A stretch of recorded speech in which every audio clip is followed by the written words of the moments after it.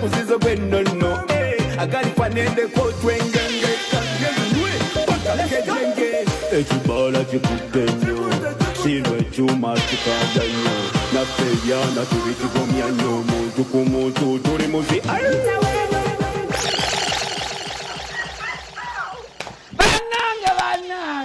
basabana banye batwaniza mukacha ikona koera kacha yakasofaka wo mwakazi wona koero mata mirik gatugenda kujanteira sabula anthem yakacha baby girl sawa wewe yakacha oh dala dala abana ngatujaye bikopo dala dala kulaska ebijikona majani dala nagwe netunywa mukuru echo no nasonga ngantera wawadeka anthem yakacha basabana banye kwetwanyiza mu mwaka guno nga gugwako Betenga gugwako abamba funye busubunji nateriyo abana abasobye okufuba talenze bene batazitulira ebalane bazambusa anta atugenda bayisa mbwangu abayimba ntu bajejjewo obyali nyo buliri ani yes kalo natongo akoze omwaka guno kala akoze era niranye kaida kufa kuona kayimba kaluni dala ngenda kumibyawo omulala tera palaso wewawo oyo gundi Angela katatumba amafu tafunye afunye amaziga gali manyi nyimba azifunye afunye nyimba afunye comeback yamani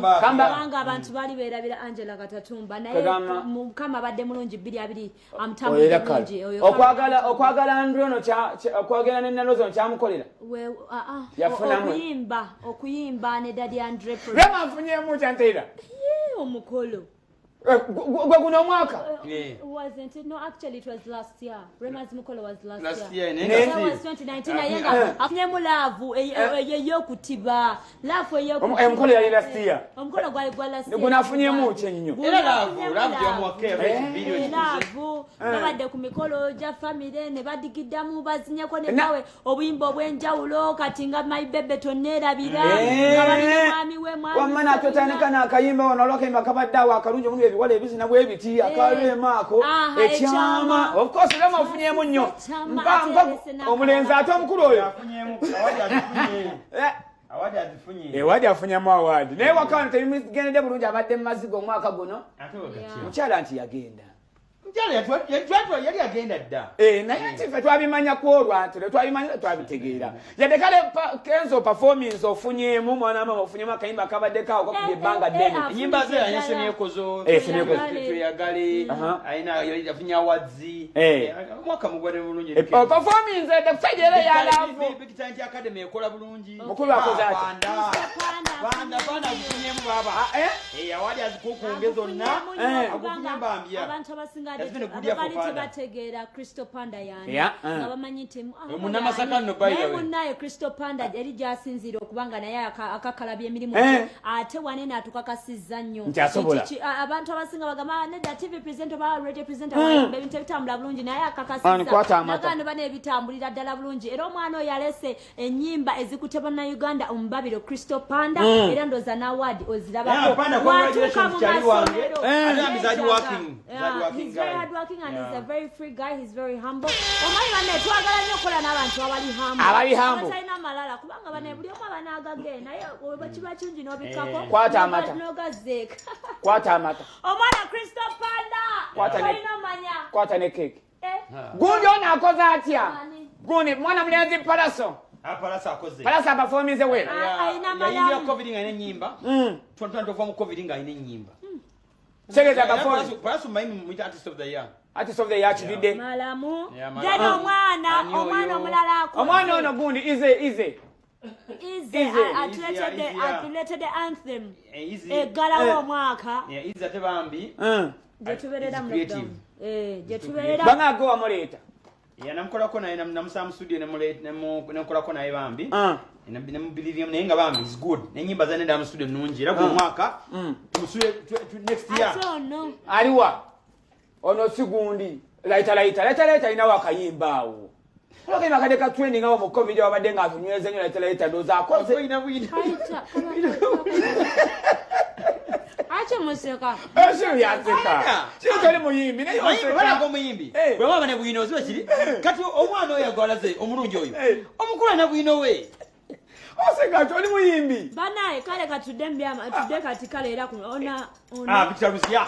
akoze inkalu I'm not mistaken 2021 I know one of the best artists to you 2021 yeah akoze Victor 2021 I don't know he looks young yeah Nenga is a writer he's a producer ati is humble go amuleta amazing mwana wayidinda aliko bolusoga mwana wayidinda spice akoze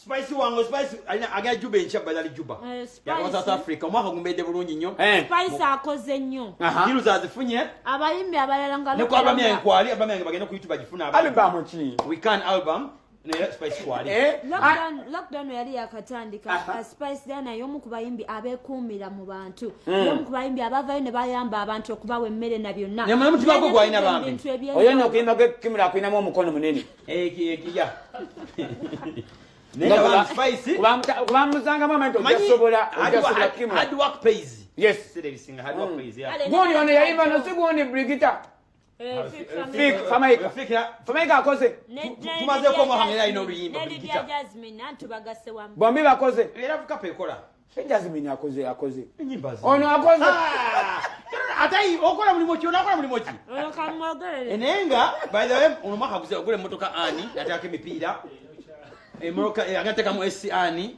nenga tali bubi fudoza akikola bulunyi ani omwana oyo mwana mazima galiwe gati Bruno akoze nnyo guno omwaka mpera ni ku mwaka guli I need to appreciate people neta gengale wamma you need to appreciate people I think for maker yeah yakoze yaina most streamed song musirika ono baby yasinzo kola atia no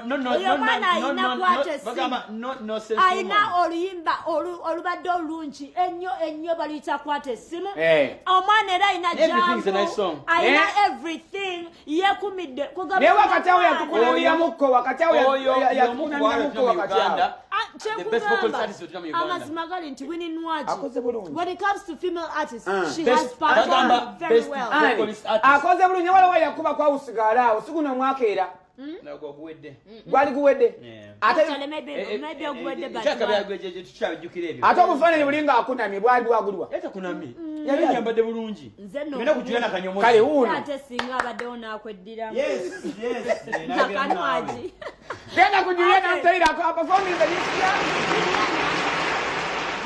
Juliana being a legendary yomu kubayimbi benna kulanga negomba era okutuka ku Juliana kyali kirooto nze nkubuyira mazima it was a dream come true abamanyi bakimanyi nawandikanga obaluwa nga mbuweereza Juliana naye nga simanyidiwe buli mutuukako kati omwaka guno Juliana akoze nnyo okuba nti abantu basigadde bamwagala nnyo yadde nga badde tatuwa muziki mupya kwagamba music takoze n'okubeera nti nno wakitiibwa watutumu akoze akumya respect yagikumidde waggulu kubanga ne respect matters ate n'abeeramu ne omukulu wuuyo bawa awo yakoze bawa akoze oyo baliwa oyo w'amaanyi naawe bawa akoze mwana w'amaanyi akoze shirunga tonyega bawa nga tonyege yakola bali wakachiboko fire oyo mwana akoze nyinza palaso anti asinga shitanyega kwa msinga sinabwe nsinga wabula njemba wekisawe mu lwane adona mukulu ayina ne bwetema akoze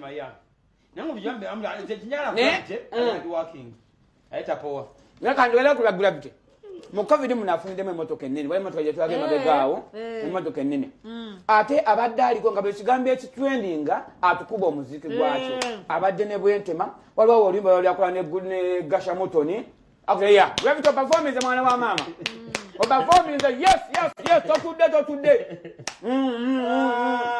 tuongere bafamba huyo akoze abafamba akoze ayina akayimba akapya bakayita message kasimu ke kanseseja message yesimu yino obafamba akoze ayina obafamba otakoze shiru shiru katoke kubakoze obafamba otakoze huyo comment batya nyina batya yamenya obafana is it Shiru bewalana. Omukuba akozaja. Akoze no ba.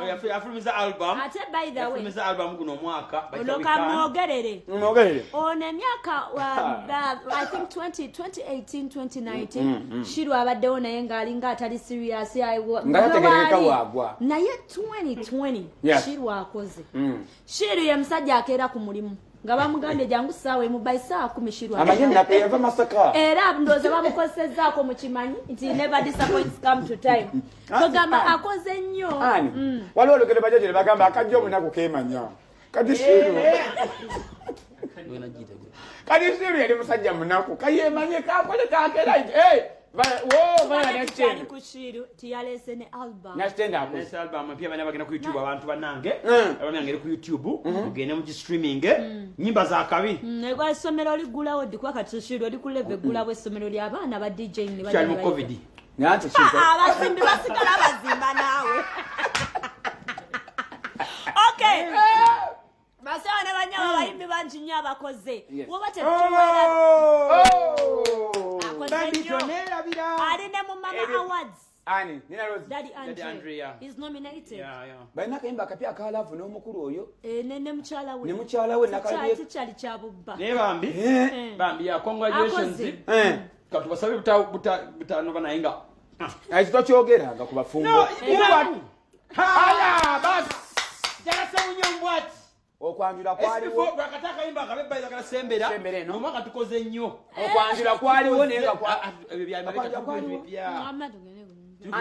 anti mwana akulabirije Shiru fatogere badde mwaka yakola okukyala tukuyita okwanjula okwali kumasamase bwekuti takomya okwantala bali omukyalo kabogerere omwaka guno gwensinze nnyo okukola ennyo naye nkoze nnyo omwaka guno simu byokukolagana naye akologanika naye ekyate njo mwogerako omukyalo ono golaba ayina abadde n'akayimba bakaita wendi n'akajja kalavu nazzaako sembere eno kayimba kapya tumunaazizza amazzi mu myaka gino twanaaza bannayo nsonde banyawo kati batwaleko ate ewannancho jomi ng'agenda maaso n'okugaba ebirabo bya Go TV. Love it.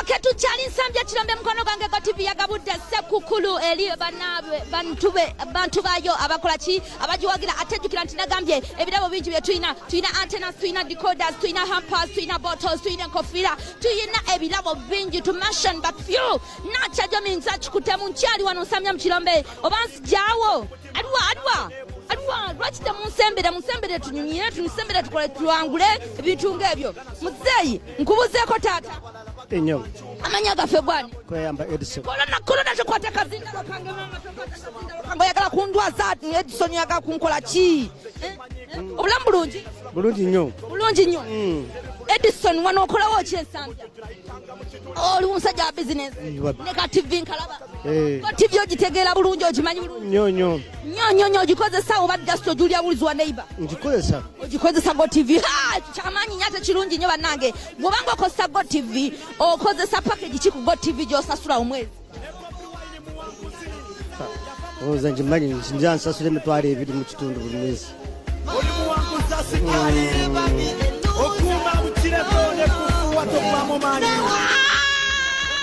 pedi wamnibye wala yuwanibye Go TV kasi nga ngambye Go TV sijimanyi lumu nekibwa okitegeera museyo gambo tata jendi nyawo kubuzeeko mbuuza amanya gafe bwani Subuga Felix obulamu bulungi Subuga bulungi tebuyina oli wano okirinze ninda kasente ka Christmas olinda wani gwe wakatereseza ife tuli baana ba ku street tutegera kuno ya mulinda buzibe tuli banyugunya tukwate bulungi tumera no kwesulinga kusala kabiri kalungi ensonga ngezi turange toke ne tukutwalirako alright oli musajja mukozi we bale kola tibyo jimanyi mukwani njimanyi naye sinajegatako jimanyi naye jegateko kiki kyomanyi ku Go TV kyowulira ku Go TV eyina ebintu bingi ebinyuma eby'abaana ate nze ndi muzadde yes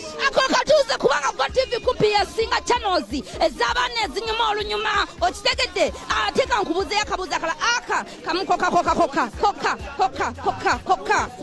channels ki ze wawulirako nga boogera eyo nga bekuba obwami eyo nga ganayo Got TV eriko channel we kati kanyoma bitya channels mpayo nga bbiri zokka bukedde kweri bukedde tu lekalawo kiwadde bukedde wano bukedde tu zonna kweziri ku Got TV mukwano gwange omwanguzi waffe owokubiri okuva ensambya mu kirombe muwadde antena ne dikoda ya gomakisi genda weyagale kubanga nabo aba Got TV bakuwadde baba genda teekako muwangale wane Got TV wangale mu butuufu kubanga kakati tonziniddamu kiriza ne bwe nabikone mama tonziniddamu kuzinire mugaliwa amaganda kiki kino bana Got TV yebeerewo kuba Christmas nze njimaze amazima omwezi ogugirako ng'obwerere gonna ogenda gukubwa okitegedde olugiteekako ng'etandikira ebeerewo kangende nsula ebyennina ebirala kuba babadde bintawanyana nnyo amazima ge amanya kwazaani Nsubuga Felix omwanguzi waffe owokubiri bwatyo bw'alabise Nsubuga Felix ng'akola ki nga wangudde kadikoda kaffe akuba mu Got TV ate nga ne antena nayo tugimuwereddeko yiiyo bugule bulambalamba okitegera teri akubanja okitegedde bibyo bwoya batukubayo kaselefe aha kuletali ku 12 omutujjula hitanga mu kituli ng'obuzibu muzeeyi Okay, thank you very much Nancha Jomi abadde mu field era nga agenda maaso n'okuba Got TV abawanguzi bannaye olunaku olw'enkya esaazi zigenda bera 11 mu joana n'okukitebe kya New Vision abawangudde hampa zammwe abakyala babadde babiri banaye mudduke bunambiro muno n'ebirabo byammwe ebudde obwo bwennyini ate nga ku lunaku olw'omukaaga tuyina kye tukuleetedde Kimura ne ttiimu ye yonna mwami Bate n'abalala bonna abali ku pano bakuleetedde kye bayita Kasengeja Music Awards banaye zino za awards zigenda okusalawo olaba muyimbi abadde ali mu kusaaga n'abadde ali mu bya serious Kasengeja Music Awards tozisubwa mu program Kasengeja ku lunaku olw'omukaaga Friday atenga full dose of course ku Friday tugenda kukuba muziki paka last wali mu club ambias tobeera olwokutaano yes Saturday nga tokula sikisaanikire ekiro amazima kubanga twakyusizaamu ate ngenda mu mwaka mpya twagala meya ajja ayogereko eri abantu ani Okay, nabale nyo mwe ejala. Thank you so much Jarvis abadde ku camera era nga akolera bulungi nnyo ejala bambi. Kimra producer abadde naye mukozi mulungi no Kimra omwaka gwe. Tulabye program ezenjawulo nga zimweyo. Otege ya nemuloka ngege. Kuno mwaka Kimra producer aba performance Kimra performance we. Etwa Madam Julie. Madam Julie ayukumideko ne Madam ade uno mwaka akoze nnyo. Alese TV empya. Shuwa utala buno bujja kimu. Madam Julie, thank you so much as well. Thank you so much. Mana team nene nnyo. Nengo omwaka gugwako twagala okwongera okujukiza kumo bulambo okume obwange okumo bwa muganda bo tewetaba mu ntalo. Tewetaba mu kwekalakasa mukwano. Oyinzo fiirwa obulambo ate abantu bono balekera ebibundu ku mutima abakutusaako ebyo banaffe aba Netherlands multi party democracy abakwagaliza okubanga munayo londa bulungi oyite mu biseera ebyokulonda n'emyaka emirala gikusange wamu naffe ababukedde TV nze Taylor Bruno Betty muzukulu wa mukumandiga wamu ne DJ Shu tukatagana olunaku olw'enkya kigenda beera massive murder tugenda kuyingiza omwaka ompya mu style. Bye bye. Eno ye program akaisanyo. Celebrate what it means to be Ugandan by rewarding your family and friends with a Pepsi today. Spread joy and crown your celebrations with more than just a feeling. Pepsi, for the love of it.